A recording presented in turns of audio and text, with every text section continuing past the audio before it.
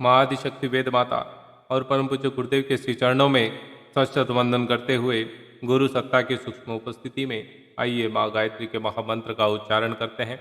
ओम भूर्भुवः स्वः तत्सवितुर्वरेण्यं भर्गो देवस्य धीमहि धियो यो नः प्रचोदयात्। प्रिय साथियों, गुरुदेव कहते हैं कि दुरुपयोग रुकना चाहिए। गुरुदेव कहते हैं अपने देश की सांस्कृतिक, सामाजिक सेवा और नैतिक उत्कर्ष के लिए धन की जरूरत है। धन के बिना कुछ संस्थाएं और प्रवृत्तियां बेमौत भूख से मर जाती हैं।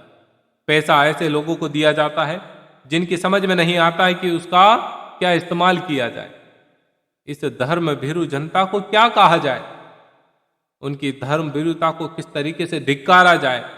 इतना समर्थ धर्मतंत्र जिसके पीछे 56 लाख व्यक्ति काम करते हैं, इतने मंदिरों, मठों, तीर्थों और कर्मकांड, श्राद्ध, तर्पण और न जाने क्या क्या करने में 56 करोड़ रुपया खर्च हो जाता है। और खर्च हो भी जाए तो अचंबा ना करे, ये कोई अचंबे की बात नहीं। इतनी बड़ी पूंजी एक गवर्नमेंट बजट बनाने के लिए काफी है। इतनी बड़ी धन की शक्ति, भावनाओं की शक्ति, इतनी बड़ी जनशक्ति जो कि आज बिखरी पड़ी है, अवांछनीय दिशा में प्रवाहित हो रही है। आवश्यकता इस बात की है कि नई पीढ़ी के समझदार, विवेकशील लोग इस धर्म के अपव्यय को रोके, जिसे मैं दुरुपयोग कहता हूं। गुरुदेव कहते हैं कि बेटा, धर्म की भावना का बुरी तरह से दुरुपयोग हो रहा है। इसे उस दिशा में लगाया जाए जिससे कि व्यक्ति का श्रेष्ठ निर्माण हो, मनुष्य की विचारना, भावनाओं में परिष्कार हो, समाज को अच्छे रास्ते पर चलने के लिए प्रकाश मिले। इसके लिए समझदार, विवेकशील लोगों को आगे आना चाहिए। जिस तरीके से राजनीति में धक्का मुक्की करके लोग आगे बढ़ते चले जाते हैं, उसमें उनका सत्ता और पद का लोभ रहा होगा, लेकिन सेवा का जो स्तर अपने धर्म क्षेत्र में है, वह स्तर किसी अन्य क्षेत्र में नहीं है। इसलिए मैं आह्वान करना चाहता हूं कि उन सब लोगों का जिनके अंदर देशभक्ति है और विश्व मानव की पीड़ा विद्यमान है, जो समाज का हित साधन करना चाहते हैं, जो लोक मंगल के लिए कदम बढ़ाना चाहते हैं, उनको धर्म के विकृत स्वरूप का समाधान करें। धार्मिक भावनाओं और जनशक्ति को ठीक दिशा देने के लिए कदम बढ़ाकर आगे आना चाहिए।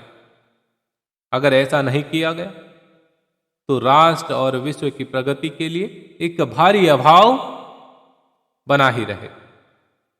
इतनी बड़ी पूंजी, जनशक्ति, भावना शक्ति का दुरुपयोग होता ही रहेगा। इसको ठीक करना अब राष्ट्र की महती आवश्यकता है। गुरुदेव कहता है कि मुझे ये बताओ, हर एक गांव में मंदिर है, मंदिर में पुजारी है।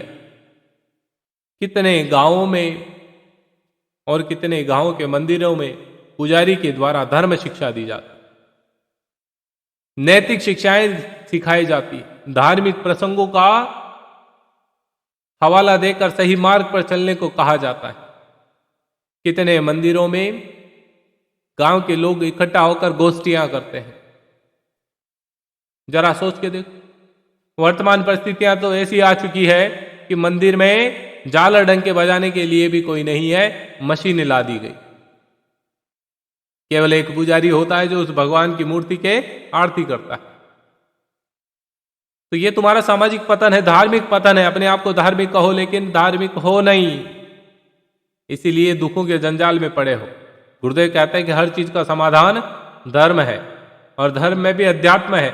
जो दृढ़ राखे धर्म को उति ही राखे करता। जो धर्म को दृढ़ रखता है उसकी भगवान स्वयं रक्षा करता है। हम यहां पर मारे मारे फिर रहे हैं, उसका नतीजा यही है कि आप धर्म की महत्ता को नहीं समझ रहे, धर्म क्या कहना चाह रहा है उसको नहीं समझ रहे, अपने आप को धार्मिक कह रहे हैं। अलग अलग धर्म के, पंथ के लोग आपस में लड़ मर रहे हैं, अपने धर्म को ऊंचा बता रहे हैं, मेरा श्रेष्ठ है, मेरा श्रेष्ठ है। अरे आप अपने धर्म के बताए मार्ग पर चल के तो दिखाएं। सभी का धर्म अपने अपने स्तर पर श्रेष्ठ है। ये जात पात, ऊंच नीच हमने क्रिएट करी, परमात्मा ने भेदभाव नहीं किया। परमात्मा ने तो एक मानव जाति का निर्माण किया। मानवता को धर्म बनाया। अलग अलग पंथ, धर्म, नियम, कानून, कायदे सब हमने बनाए। क्यों? क्योंकि जिसने इसकी शुरुआत करी उसने अपने आप को श्रेष्ठ बताने के लिए, अपना वर्चस्व बनाए रखने के लिए ऐसे कार्य कर दिए, जिसको हम अंधभक्तों की तरह फॉलो किए जा रहे हैं। गुरुदेव कहता है कि आप मुझे अपना गुरु मानते हैं, कोई संशय नहीं, लेकिन मैं हमेशा कहता हूं आप हमेशा विश्लेषण करिए, चिंतन करिए। गुरुदेव कह रहे हैं, मार्गदर्शन कर रहे हैं, गुरु की कही बात का भी चिंतन करिए। कोई संशय लगता है तो उस पर प्रश्न खड़ा करिए। गुरु का दायित्व होता है कि वो आपका मार्गदर्शन करेगा, आपके संशय को समाप्त करेगा। जब आप पढ़ाई करते हैं, क्लास में कुछ दिक्कत आती है, किसी क्वेश्चन में अटक जाते हैं तो टीचर से पूछते हैं, और टीचर का दायित्व होता है कि आपको वहां से सॉल्यूशन दे। ठीक है, सदगुरु का भी यही कार्य होता है कि आप जीवन में कहीं अटकते हैं तो आपका मार्गदर्शन करें। प्रिय साथियों, अपनी वाणी को विराम देते हुए उम्मीद करूंगा कि आप गुरुदेव के प्रवचनों को बड़े ध्यानपूर्वक आत्मसात करते हुए, सुनते हुए अपने आप को आनंदित और प्रफुल्लित महसूस कर रहे हों। आपसे विनम्र निवेदन करता हूं कि युग ऋषि के संदेशवाहक बने, प्रसंगों को शेयर करने में कोई कंजूसी ना रखें, और अभी तक हमारे साथ नहीं जुड़े तो हमारे साथ जरूर जुड़िए। जय श्री राम।